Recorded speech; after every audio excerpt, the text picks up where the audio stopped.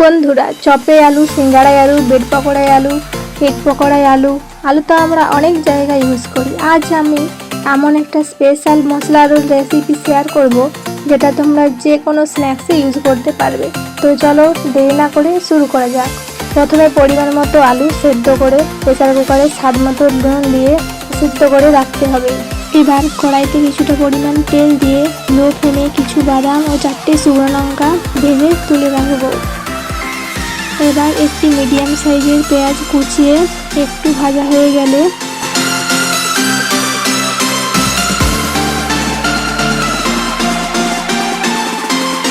এক ইঞ্চি মতো আদা ও 10 থেকে 12 কোয়া রসুন একটু ভালো করে থেতো করে দিয়ে দেব। এবার কোনো রকম জল ছাড়াই এটা একটু ভাজা হয়ে গেলে এর মধ্যে দিয়ে দেব ধনে গুঁড়ো, জিরে গুঁড়ো, লঙ্কা গুঁড়ো ও সবজি মশলা। তোমরা চাইলে সামান্য আমচুর পাউডারও ইউজ করতে পারো। এবার মশলা একটু কষানো হয়ে গেলে আগে থেকে ভেজে রাখা বাদাম ও লঙ্কা হাতে করে একটু গুঁড়ো করে দিয়ে দেবো। এর মধ্যে সামান্য বাটিটা ধুয়ে একটু জলও দিয়ে দেবো।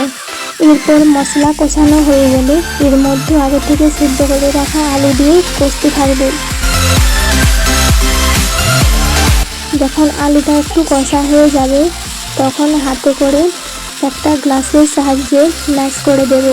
খুব বেশি ম্যাশ করার দরকার নেই, একটু আধটু গোটা থাকলেও হবে।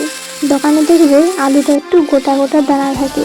আর মনে রাখবে, পুরো রান্নাটা কিন্তু লো টু মিডিয়াম আঁচে করতে হবে, না হলে মশলা জ্বলে যাবে। তো মেশানো হয়ে গেলে গ্যাস অফ করে নামিয়ে নিলেই রেডি স্পেশাল মশলা আলু। এবার এটা দিয়ে তোমরা যে কোনো স্ন্যাক্স বানাতে পারো। তো এই ছিল বন্ধুরা আজকের রেসিপি। এটি হলো আমার চ্যানেলের প্রথম রান্নার ভিডিও।